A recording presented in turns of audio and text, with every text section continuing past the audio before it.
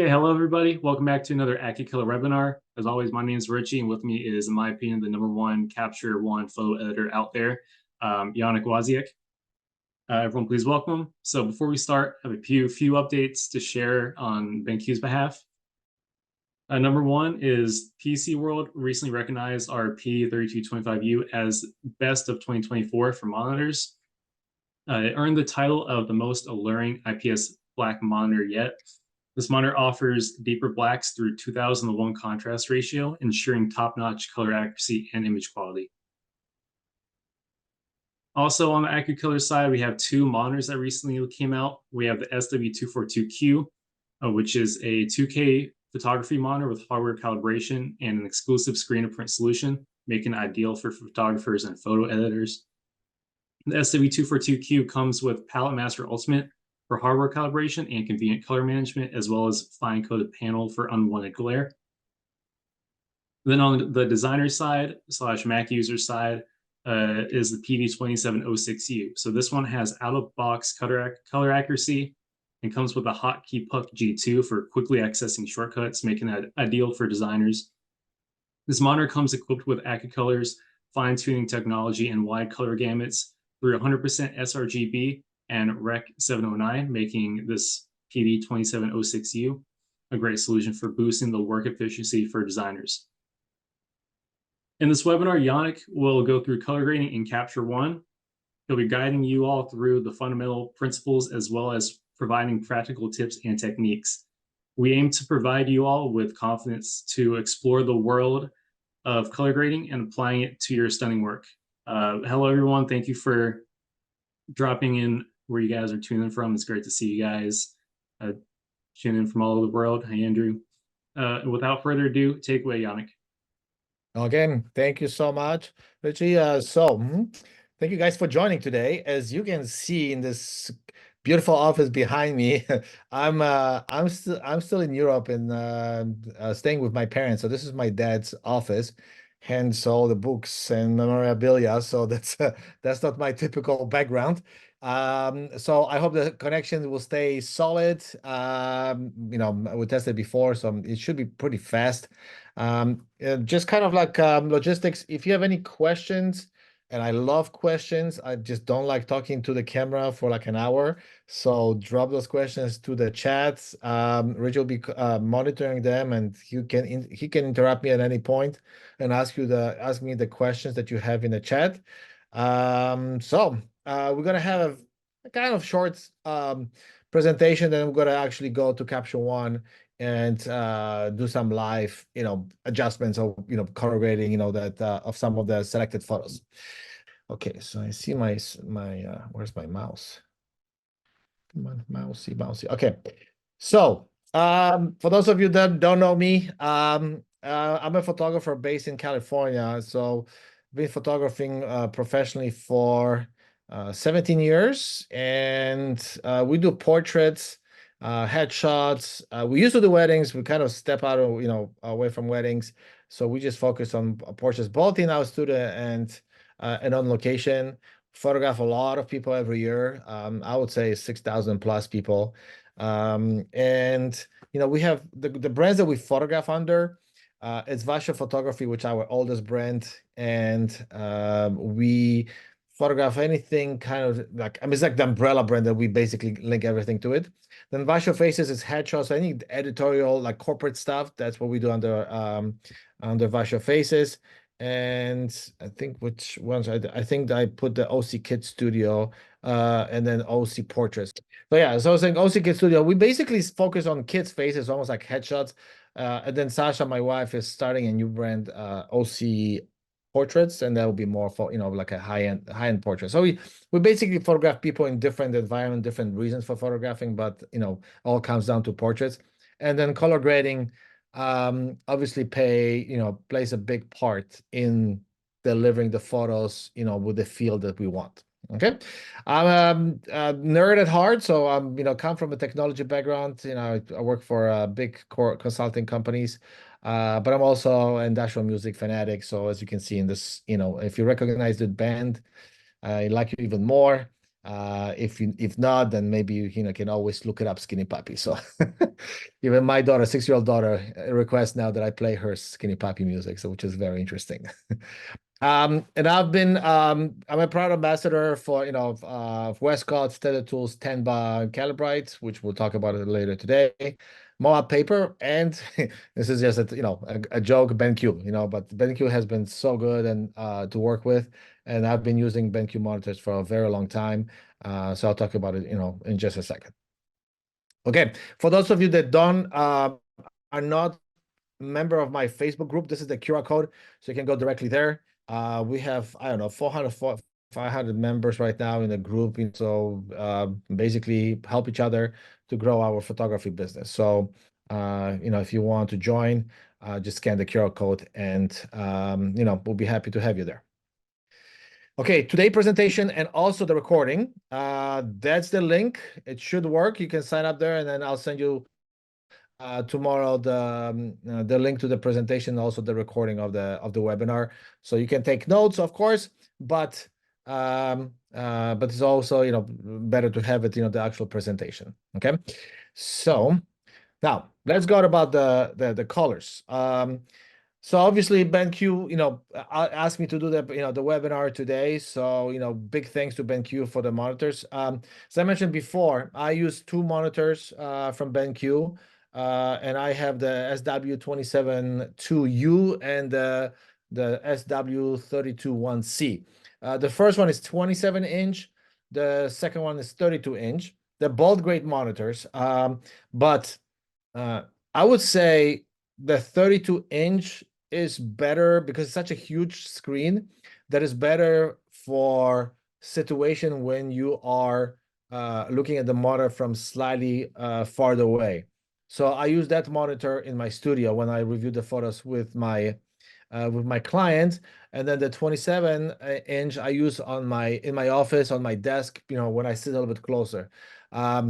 Sometimes bigger is not better for our situation. So the 32, I just had it, I felt like it was too big, and I have to move my face way too much when I was looking edge to edge. If you have a huge desk or you just love it, then definitely the 32-inch is great. For me, the 27 is fantastic. Both monitors are awesome. You can use the Calibrite display, pro calibration device, and then BenQ has a software that works with the Calibrite to calibrate those monitors, and they are hardware calibrated. It means that the calibration of colors is within the monitor. And the software is called Palette Master Ultimate. So that's the software you would run on your computer to calibrate your BenQ monitors. And then I use Calibrite on my Apple laptop. So this way, I mean on my laptop screen. So this way I have a consistent colors between my laptop screen and my studio monitor and the monitor in my home office. So when I go around and I just look at the photos on different monitors, I always know that I have the best colors and the accurate colors, and also consistent from screen to screen. So that's very important. Okay. So this is about the monitor. And then let's start. What's actually color grading. Okay, so color grading is so as I put some definition to it, is the process of adjusting the colors in your image to achieve a desired look and mood. Pretty generic, but really that's what it is. It's adjusting the colors of your photos, to make them look the way you want them to look. And it's not so much a color correction, right? It's not just making sure that your white balance is the way you want it, which you can adjust it later on, and we talked about it, but it's more about the extra color feel of the photos once they're already color corrected, okay, or retouch even. So that's the big difference in terms what color grading is. And now just you may ask a question, why would you do it? Right. So sometimes, like for me, I didn't start to color grade till, I don't know, a few years ago. But basically, I was not always the biggest fan of purely pure color corrected photos. I wanted some extra feel to that photo, especially for like your portraits. You want to, extra feel that, maybe the client is not used to, and then kind of like change the mood of the photo or just the feel of it. So that's, it's really the main reason, at least for me, why I color grade. Color grade really is popular, obviously, in movies. When you see different movies, you right away feel, kind of look at the colors and feel, what the color feel and kind of the mood is of the movie. That kind of move to photography, to the movies, and then we can color grade nicely photos as well. A lot of photographers are inspired by the colors of different movies, and they try to emulate the color grading, from movies into their photography. I do it sometimes too. If I feel like I see a movie that I really like the colors, I try to like, okay, what can I do, to make the kind of the field, similar. Um, also, when you do color grading, um, uh, you know, it will allow you, or it will, make it possible for your photos from either the session or even the portfolio to look even more consistent. Because you kind of manipulate the colors so they, the feel of the photos is similar. So when you look at if somebody looks at the page of your photos, it may appear more consistent. So that's a big advantage if you want your portfolio, to look even more consistent than what is. And consistent portfolio, in my opinion, is pretty important because it kind of shows to your potential clients, what your work looks like. I'm always, in a position that our photos should look consistent with our style versus each photo look different completely, right? Unless, there's something, maybe the vibrancy of colors, it's your signature style, right? So then you can go play with different colors, or, if they're very strong, bold colors, they may look different, but overall, the kind of there's some integrity to your portfolio. Um, and then, has the emotional impact. So, when you add colors, certain colors, may be more, you know, emotionally, active, like, maybe red or, something like that. But, like a bluer color is colder, right? Uh, More chilled, more, like more peaceful. The same, like, yellowish, those colors are definitely, more peaceful as well. So depending on what you want to communicate through the photos, that through your photos, the colors may help you achieve that. Okay. And then, the last item here is that in the uh, photos, when you tether and you show your clients on the monitor and they look good, and they sometimes feel that those photos are already retouched, and all you did is just change the color grading on those photos. And most people are not used to having photos that they take, or with that feel, because when we take photos on a cell phone, I mean, unless you use some special application, the colors would, well, I mean, the photos from your phones are not color graded. So you take the photos with a phone, those are just basically color corrected. I mean, the phones take, really good photos, but they're not color graded. There's no artistic, addition to it, right? The clients are not used to seeing, the photos color graded, because when we take photos with a cell phone, those photos are nice colors and everything, natural colors, but they don't have this artistic, add, or, extra feel to the photos. So when we tether and apply color grading live to photos that we photograph, allows us to sell more photos, because the way we operate, we sell the session, and then the photos we sell individually during the session. So in my own best interest is to create a portfolio that looks good, and then the client is more, interested or inclined to buy more photos. So that's why, when you color grade, it kind of indirectly, can translate to higher sales, during your sessions.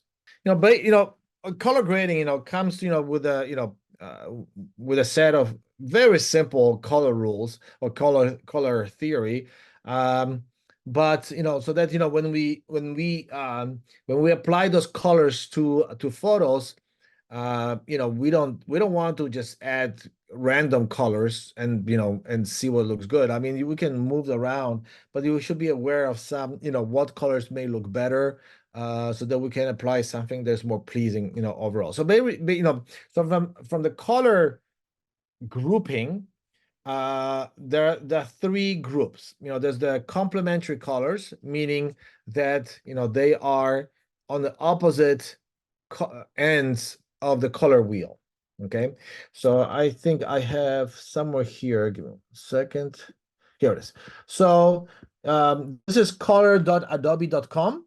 I think it's a free tool, but it's basically, it gives you ideas, for, you can specify here, this is complementary, there is an analogous, and then there is the triad. Okay, so let's start with the complementary. So basically you can move around, and those colors will, move around the wheel to give you kind of an idea, where, what kind of colors you may look, into, for your color grading, for specific. The orange teal, orange blue color, I mean, color combination is one of the most popular.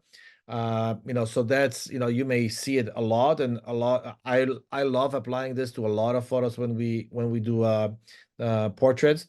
Another one is, when you do opposite, kind of green, green and purple.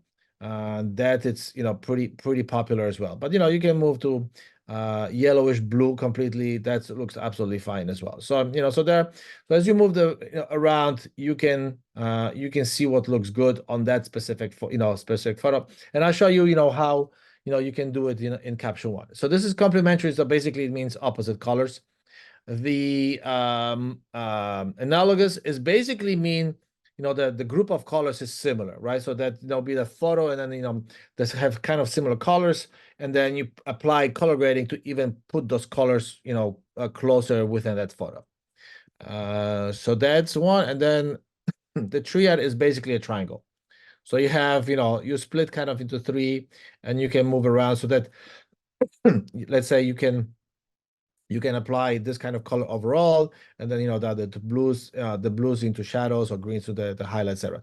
But again, this it's a triangle, and you can move around on the wheel, and that gives you an idea. So this tool, I wish Caption One allows us to just copy these values and put them into color grading. Maybe someday they'll do it. If you want to do the same color grading in Photoshop, you can actually copy these values and just apply the color grading in Photoshop. I just don't like doing in Photoshop as much, because it slows my process. But this just giving an idea here in Caption One, you can just quickly set those colors manually. I mean, manually meaning dragging the colors on the wheel, which I'll show you just a sec. Okay, so these are the and then yeah, so we talk about the analogous, triad, and complementary. So these are the three kind of. You can also have the other one that is I think square. So the four colors. I don't use it very often, to be honest, but it's an option. If you find user experiment with those colors, you can always add four colors to color grading. Okay, so that's that you see here, this is the opposite colors, and then this is the triangle. Okay, triadic sometimes called triangle. The complementary means opposite colors, basically what it means. Okay, let me see if I see any chat, any questions there. Yaneck, real quick, I had a Mhm. question from Tom. He asked, do you only use one monitor or multiple monitors? And then is it better to use one large monitor or two smaller monitors? So when I'm in the studio, I have my innovative on my innovative station, I have the monitor above, and then I have the my laptop below, and I have those monitors arranged so that my laptop screen is below, and I just move mouse up, and I can just do these photos there. And then this allows me to select the photos on my laptop, and then make the client view on my monitor for the client. So this allows me to to kind of present them better to my client as I photograph them. Okay, so as I mentioned before, the colors can evoke some mood. So like red, as I said before, the evokes passion, excitement, urgency, while blue conveys calmness, trust, and etc. So different colors may trigger kind of different feel to the photo. I love to put a lot of yellow, orangey colors on my photos. So you will see that most of my photos, my kind of the portraits are on the warm side versus on the cool side. But just something to keep in mind that the way you apply those colors, it may it may change the feel how the photo or extra meaning to that photo. Okay. Um, okay, so we talked about this. Now we're going to talk about the ways that we can do the color grading in Capture One. So let's talk about first about the global versus local color grading. So I'm going to switch to Capture One. Okay. So this is portraits of a doggy, and you will see, and I'll tell you about the layers. But basically, so this was original photo. Raw photo. I think. Let me see if it's. This was the before, raw processing. This was after. And then, I applied, 2 layers of color grading. So this, what I would say, it's a global color grading. So it means that the same values, the color values will apply for the whole photo. But let's say let me see if I have somebody here that I wanted. Okay, let's see this one, right? So this lady has a red shirt. If I look at overall, so red is we have here, so the opposite color will be somewhere in kind of the teal color, somewhere around here, right? So if I wanted the background to be the opposite color of her shirt, because her shirt is has such a strong color, what I could do, I can just select background, and this will just quickly select background in Capture One. Okay, so if I press M for mask, it will show me. It doesn't have to be perfect, right? I mean, this is kind of like, because it's a lot of canvas here. I mean, I could, paint a little bit more so that, this is either included or not, or not. But this is just more to give you an idea. So if I go to the color balance and I do master, and it's because, the whole background is selected, and I move my colors a little bit this way. Okay. So let me show you this. This is already before and after. So we have it a little bit, kind of bluish. I can go even to shadows and also do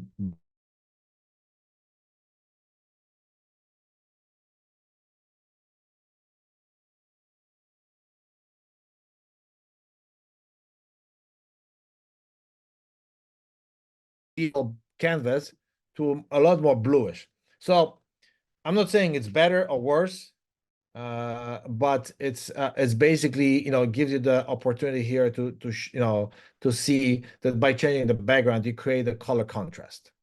Okay, so that's so that I would call this is the local color grading, right? Because we just adjusting the background and not the subject.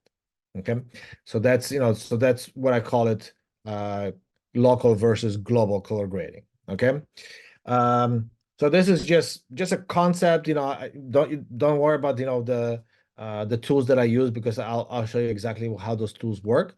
But this is more about the concept, so that the color grading doesn't have to be always applied to the whole photo. It could also be applied, to certain pieces. So for example, if I create a new layer here and I do the AI brush, and I'm just gonna select the shirt. So right now, if I look at mask, only the shirt is selected, okay? So let me just remove the mask, V. Okay, so the mask is removed. So what if I wanted, the color of her shirt to change a little bit? So I'll just, I can go to advanced, click on the color, and I know it's only the red of her shirt is being selected. Okay. So now if I change the hue, I can move it a little bit, to different shades of the redness. You know, now obviously it's red, but if I move a little bit, different shades of the red, I can add saturations or remove saturations, to be a little bit more muted. So now, you can play with the harmony of the colors in that photo. Okay. So this is just another example how localized color grading can be applied to your photo. So this is something like, you think about it, look at the photos and the photo and see, do you want the opposite colors? Do you want all the photos to be closer, to each other? Because if I go back to my background now and I want the background to be more on the reddish side, right? So now are we talking more about this? Remember the analogous, like the color scheme, because now but the background and the person's shirt is more together. So this is more, the colors are more in the harmony, they're closer to each other. So it's completely different feel, of the analogous versus if I do, kind of the bluish background. Okay. Um, I hope that makes sense, but basically those are the two options that you can do, when doing color grading, either globally or locally. Okay.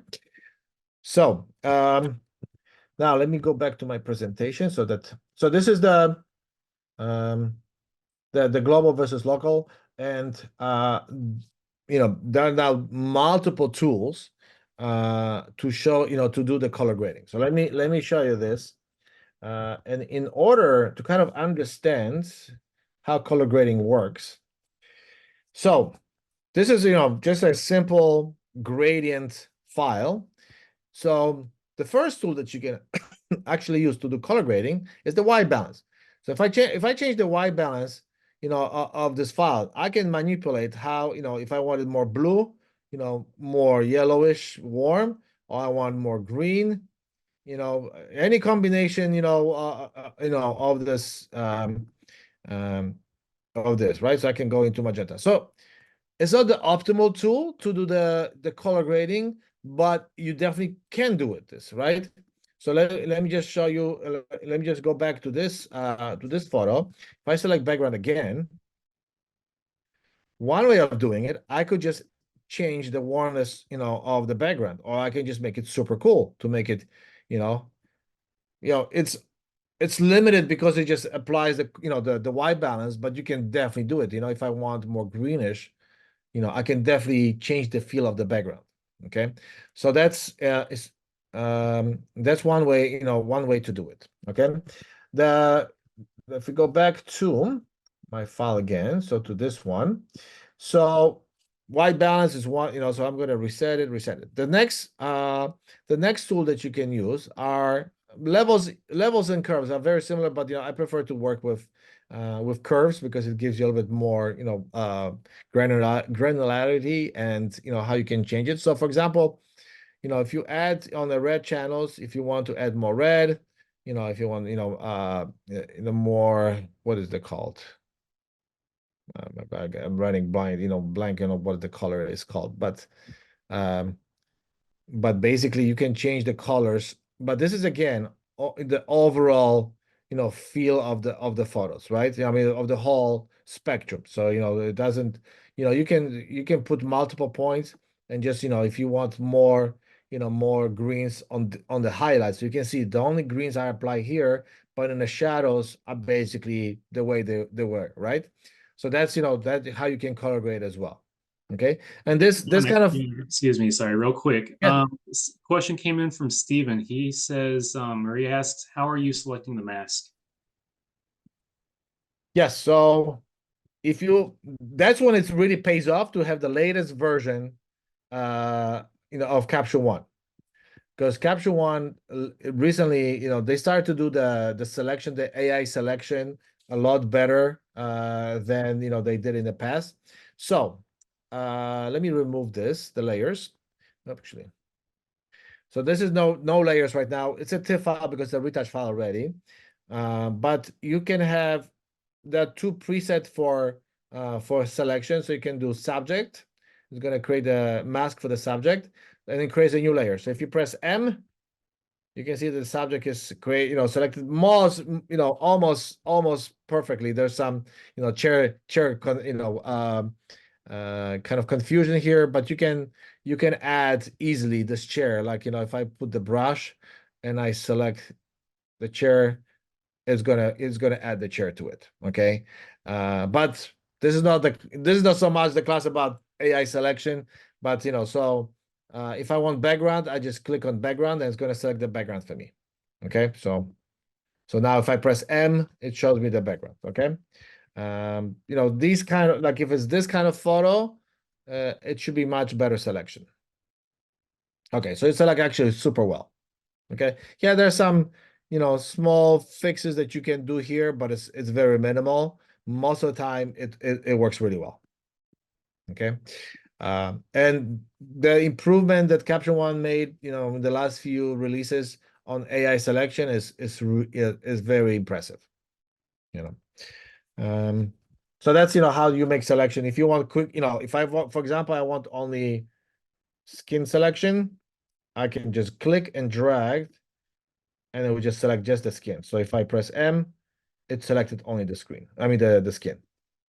So for example, in this, if I want to add more saturation to her skin and just maybe touch darker.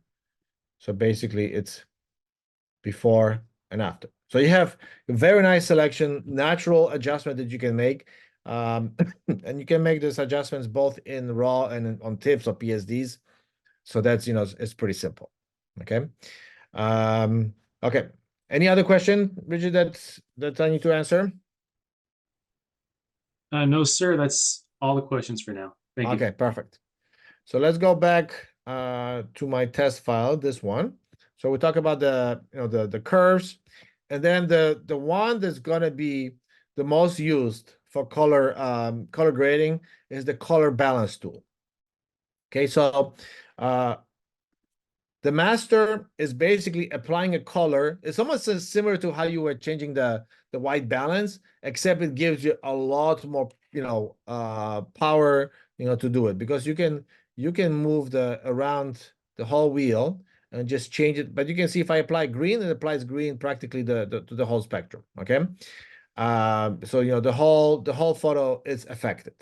Okay, so that's one. Then you have the three-way or individual. This three-way, the midtone, shadow, and highlights is basically the same as this, is just bigger. Okay. So for the shadows, if I want blue, you can see that it moves. Let me just it move.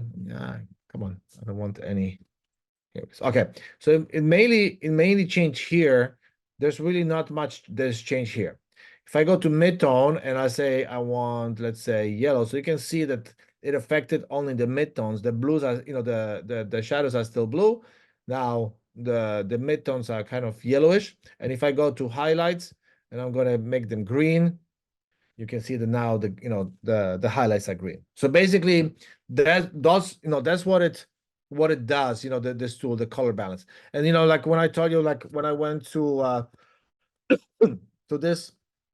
to this tool, and I wish I could have just copied, so if I want, let's say, to complementary, and I said like, oh, I really like this color combo, I wish I could just copy this value and just put the say for the shadows, but it's not possible right now to do it. Okay, so that's so let me reset this. Maybe maybe I'll give a kind of request to Caption One. Maybe they'll be able to at some point to implement it. Okay, so that's really, and those are really the three tools that allow you to do the color grading in Caption One. Okay, so now let's talk a little bit more about what else do we have? White balance, curves, color balance, perfect. Okay, so for all these, I like when I do the color grading, I like them to do, even if I do the global one, I like to create them on a new layer, but you don't have to do it. So let's say, I don't know, let's see. I love this photo. So, so Let's apply some color grading to these guys. Actually, it has already some color grading. So this is actually, let me just copy a new variant of it. Okay. Variant. Okay, so this is the second one. I'm going to remove the color grading here.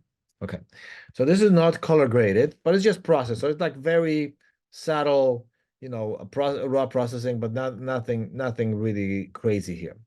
Okay, so for this one, let's go. Let's play with the master first and see if I want to change them. If I think really, you know, like I kind of like the one. You know, they're kind of on the yellow side of you know, these dogs are. So maybe I keep them around here. And then when I go to shadow, you know, because you know I went overall in the warm, so I'm gonna try to be in that space somewhere in the shadows and maybe midtones. So I'm gonna bring, you know, a bit more here. And then you can control the saturation, you know, on this slider. So how far you want to get it blue or how little, you know, how much saturated. And then on this side, you control the brightness of the color that you're applying to say the shadows. Okay. I'm going to actually make the midtones as well. So kind of like you see, it's getting very cool now, but I'm going to put on the highlights, I'm going to put back, you know, more of the yellow stuff. Okay, so this is like this. And then maybe even this one, I'm gonna make it a little bit warmer. Okay. So this is, you know, that's what it looks like, you know, right now, color graded. So uh I did this on the same layer on the master layer, right?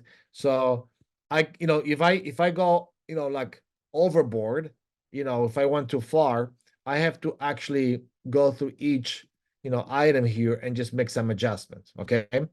Um, so we don't want, you know, so this is maybe not the optimal way. I like the way I like to do it. I'm gonna actually reset this. Um, so this is going back to the original feel of this photo. I'm gonna create a new layer. Um, and it says color grading. Yep. So I'm gonna push the master again to more on the yellow side. Okay. Oh, actually, I need to paint. I forgot. I need to fill the whole mask. I'm going to fill the whole photo. Okay. Because right now it was not basically selecting anything. So this is the yellow. I'm going to put the shadows, you know, almost exaggerating on the blues, and then put more warm here and more on the yellow. Okay. So let's say this is too much, you know, maybe I like the feel, but it's a little bit too much. What I can do here, I can just change the opacity of this layer. And then I can control how much of the color grade or color, you know, adjustments I made on this photo. You know, so that's very easy to adjust because, you know, you go overboard, you know, it's like, okay, maybe it's too much, but I maybe like at 70%, it's actually, you know, it looks pretty good. Okay. So, okay, so now we have, you know, we have this, you know, this photo and maybe I wonder if, you know, let me see if I make it square, what it's going to look like. Actually looks pretty cool. I like it square. So so this is, you know, we made this photo to look the way they are. Let's go to the other one. And this is obviously color graded differently. So I'm gonna actually clone variant, and I'm gonna remove the two layers of color grading and apply. So I'm gonna select this one and this one. And you can see, I mean, those are you know, from the photos that were not, you know, almost done, you know, one after the other. So I'm going to apply, so copy and then paste. So now the photos look, you know, very similar in terms of of feel. This one, I may adjust it. And actually, let me just quickly check. Okay, I'm just going because I think it kept here it is. Okay, here it is. So now they look nice and consistent. Okay. I may need to adjust a little bit brighter because maybe, okay. So I think they look kind of similar now. Now the problem, when you create a color grading on a new layer, the biggest problem is that if let's say, oh, I still need to fix this. I'm going to fix something in the colors here. Let's say I'm gonna put the shadows a little bit darker. So like this, okay? And if I copy and paste again, and if I go now to this photo, you will see, because when it does copy and pasting, it adjusts. I mean, it applies a newer layer versus replacing it. So basically, I have two layers with the same name. One is the original one, and one is the new one. And so this is the new one. This is the old one. So I need to remove this one.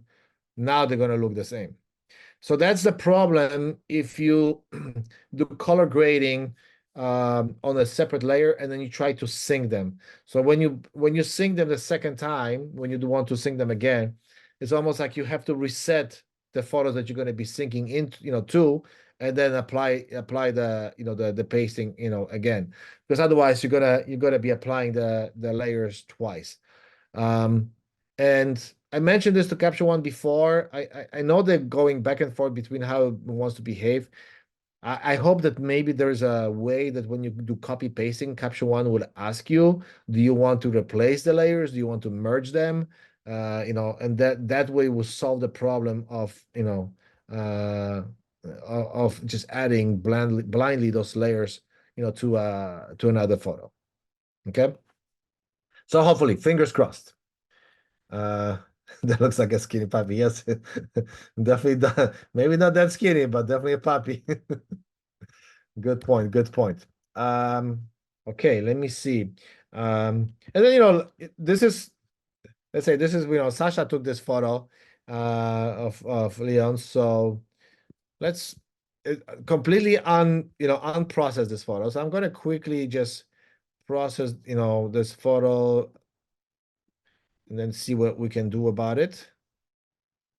I'm gonna add some contrast. Perfect. White balance is good. Yeah, like this. Okay. Let me see what else we need to do. I'm gonna go to RGB. I'm gonna make it a little bit pop more. Okay. Perfect. Okay. So this is kind of like nice and clean photo. Maybe I'll just put the color edit. So I'm gonna do skin tones, apply it here. Maybe a little bit saturation, make it a bit brighter, equalize just a tiny bit. Okay.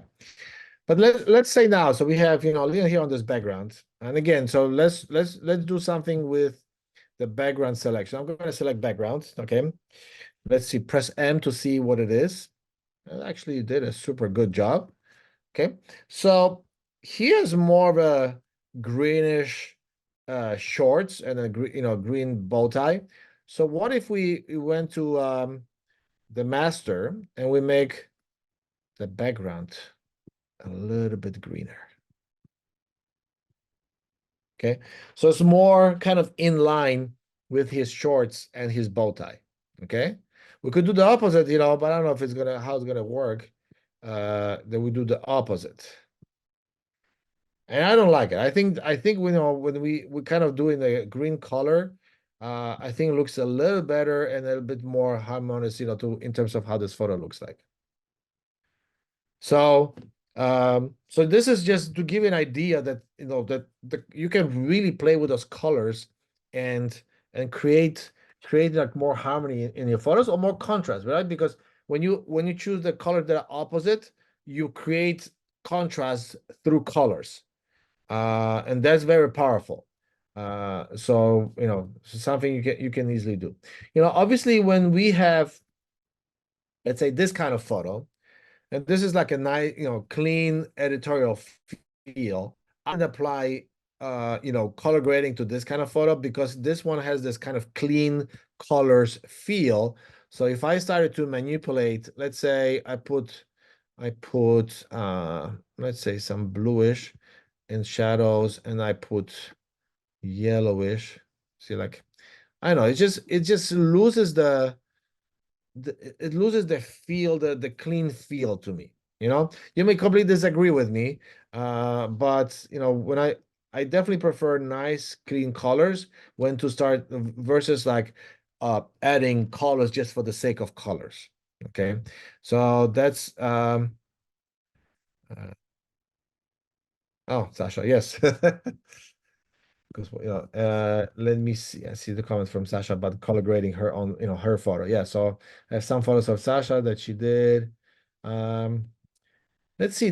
Like this kind of like uh lower, low key photos are usually more fun to color grade. So let's create a new layer. Uh, and let's see what we can do here. So let's go to the color balance again. Let's say for shadows. It's definitely more blue. Let me see how this will look with the. I need to fill the mask again. Sorry, I forgot this. Okay, so let's see. It's bluish. Where's that here? Let me see if I. Actually, that looks pretty cool too, I think. Let me see, yellowish. Correct. That looks. Hey, what do you guys think? This is very subjective. I like kind of like this feel. I don't know why I like this feel to it. And then midtones, I'll go, for maybe the warmth, and then the highlight, maybe I'll just do green. So, I'll do like a nice triangle theme. Okay, so I liked, so this kind of, the nice feel. So let me show you before and after. So this is the before and after. I like the photo from the beginning, but I think this has the special feel to it. Um, do you guys like the way it was, or do you like color graded? What do you guys think? I kind of like the color grading. Feels like it adds more character and Yeah, yeah. So has a that's warmer look and to this, it. we shot this with the Hasselblad, so that's why I cannot process the raw photos, with Hasselblad. So these are already, but let's say that this is the kids and the dad, right? So it's different feel to it. Okay. So let's do the syncing, because I don't think, yeah, this one doesn't have any color grading. So let's color grade both. Okay, so now you can see that these photos have, kind of nice feel together. Okay, and so I can take, all the photos. Let's say I have four, and I'm just do the color pasting, and then now they have all the same feel. Okay, so now once you have, maybe something that you like, the kind of the feel, there are two ways to save it. Okay, one is you go to the tool, and then, so let's say you are in a color balance, and on the hamburger sign, you can just say save custom preset. So you already have a lot of, so there's already a few that you can just use directly here. Those a lot of these come already preset with Caption One, so you can definitely, use these and see what you like. And again, I would recommend to put these on a new layer, because then you can reduce it if something is too strong. Let's say, instead of, let's see which one is, maybe this one's you like it, but it's a little bit too dark, right? So actually, whoops, that was not a layer. So let's say I'm here, and I'm gonna put where my color balance. Here it is. Oh, that's kind of cool. Nice to change it. So now I can just make the adjustments of the layer, and basically, I make it less or more. Sure that, yeah, so this way you can control how much you want it to be. Why is it not doing anything? Let me see.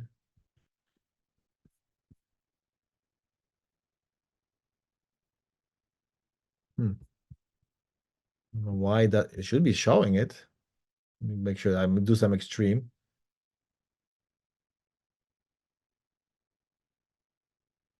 For some reason doesn't want to apply this. But it should be filled. Yeah, it's filled. So I'm not sure why suddenly it's not doing it. Let me try another one. Fill it, fill mask. And let me see if it's working. Yeah, so this one was working. So let me apply this again. Okay. So now I should be able to. Yeah, so now I can control how much I want that field to be on my photo. Okay. So that's that's one way, but this only will save the this tool settings. If you want the whole recipe, everything that you adjusted, you can go to the presets, and then you can if you click on the three dots, save custom style, and it will tell you like what you just adjusted here. So it will save those settings, and then you can apply this settings to other photos or across multiple photos. So it's the same, except the style allows you uh to combine multiple tools into one as a preset, versus the first method, you just save one tool at a time as a preset. Okay. Let me see if I missed anything from my presentation. Layers. Okay, we talked about it. No, I think that's really it, and we are practically on an hour. So, I'm open to any questions.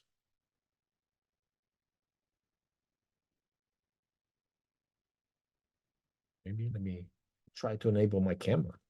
Maybe it'll work. Awesome, great work, Yaneck. Thank you so much for giving such a detailed dive into Capture One and color grading. I had some questions of my own just to get us started. So, for Capture One, what do you believe Capture One offers that Lightroom doesn't?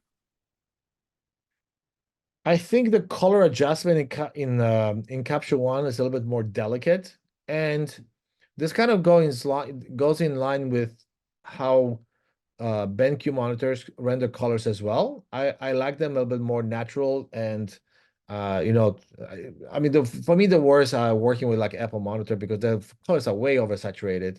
They're not natural. But when this is how I fell in love with the BenQ monitors first. The colors were natural, and then in Capture One, the adjustment to the skin tones and color rendering is also very natural. So let's say, let me take some, I think this is a raw file. Yeah, this is a raw file. So even if I go here and open the shadows, even if I go away like the shadows to the right, it looks, obviously it looks overdone, but it doesn't look obnoxious. Try to do the same in Lightroom and it's gonna look really fake. So I think the adjustments in Capture One are more delicate, and the rendering of true natural colors, is more, like more appealing to me. But Lightroom is still a great tool. I use, sometimes Lightroom as well. I think it's much better managing large number of files. So from that perspective, I think is still superior. It was superior in terms of masking for a while, because it has a pretty good AI masking. But I think Capture One, caught up, and the AI masking right now in Capture One is pretty good as well. Yeah, I agree. I was very impressed with a lot of its features. So a lot of the pictures that you showed, they were indoors. So I wanted to see what if you had any rules that you follow when editing outdoor photos. Yeah, obviously when you photograph, in the studio, you have a lot more control, especially about, the colors. I don't photograph that much outdoor, to be honest. Like landscaping is not my thing. Let me see if I have anything here. I mean, there was indoor, but not in our studio. But we went for a very clean look. You know, outdoor you have to be, especially when you do portraits. I don't know anything about landscape photography, so I cannot tell you anything about landscape. But when we do, portraits outdoor, I always, go for the clean colors on the skin. Because I don't want to have contaminations of whatever the light is reflecting from when we do it outdoor. So for me, the cleaning of colors on the person is the most important. So if that's why I don't like photographing people on grass, right? Because you have this huge green cast on everybody, and it's very hard to fix it. It is possible to fix it, but it takes time. And as we photograph that many people, I don't like to spend too much time on correcting something that I could have done in camera. So for example, when I do outdoor, I prefer them to stand on a clean concrete or something like that, so that I have no really color cast bouncing into them. So, but you Okay. can see, I also did something, I forgot to mention this. Um, so this is, something I do before every time I photograph, make sure that I have a clean colors. This is obviously the white balance is completely off here. So what I do, with the passport, I just go into medium gray, and now the colors are good. Okay. With the latest, change it to capture one, maybe if I can do, like, you have some, you may have some cast on the background. So if you select the background and remove the saturations, you automatically have much cleaner background right away. And as you tether, it will slow you down a little bit the way it processes the photos, but you can do now when you tether with the last photo selected with the background layer, and you tether and put new photos in caption one, it will recreate the layer with a smart mask, meaning that the background is selected. So every photo going forward, as I photograph the headshots, they will actually have a clean background. So, and you can just, you can make the background darker or brighter. So if you want white, you can just automatically make it white with no saturation, and it's pretty clean. So you can clean up later in post processing, but just for pure visual representation to the client as you review the photos with them, that's a very simple thing to do. Okay, awesome. Thank you for going in such detail there, Yaneck. We have a question from Matt. He's asking, have you done a lot of Capture One editing on iPad Pro? I did shoot few sessions with iPads, but no, I usually take my laptop on a stand. I want to do a little bit more right now with the Capture One Pro, and also we got the new the Hasselblad camera, so it doesn't obviously work with Capture One for raw processing, but the Hasselblad has also a mobile app, so I'm gonna actually start to test it out how it looks. But I don't know. I just like to have a laptop with me versus an iPad. So but I know a lot of people shoot with iPad and they're very happy with those apps. I think are very good now. Awesome. All right. One more question for me. So you were just talking about the backdrop on this photo. So when do you decide to edit the backdrop separate from the subject? I'm sorry. When do I decide what? When do you decide to edit the backdrop separately from the overall photo? For headshots, I practically always light the background differently. I mean, separately from from the subject. So let me see if I have any headshots here.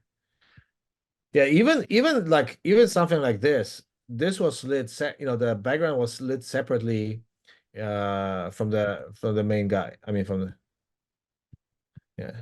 And actually, if you're in LA, you may see this guy on billboards in multiple places along the highway. So yeah, or maybe either one of these, either this or I don't remember. But I see like here, I made his I make his background bluer, right? So kind of in more harmony with his shirt. I mean, still this one is still pretty good, but if you change it a little bit to blue, it's kind of like it's a nice combination, I think. All right. Okay, so if there are any questions, let me just put you one more time. If you want the copy of the presentation, just sign up there, and then I'll send you the slides and also the recording. And then again, if you want to join my group on Facebook, that's the QR code. Coolness, guys. Well, thank you so much for joining us today. Yeah, thank you, everybody. Hope everyone's able to take away some newfound knowledge here and is feeling inspired to try it out on their own new artwork. Thank you, everyone, for commenting where you're from. Thank you, everyone, for your patience as well. It's very exciting to see where everyone's tuning in from.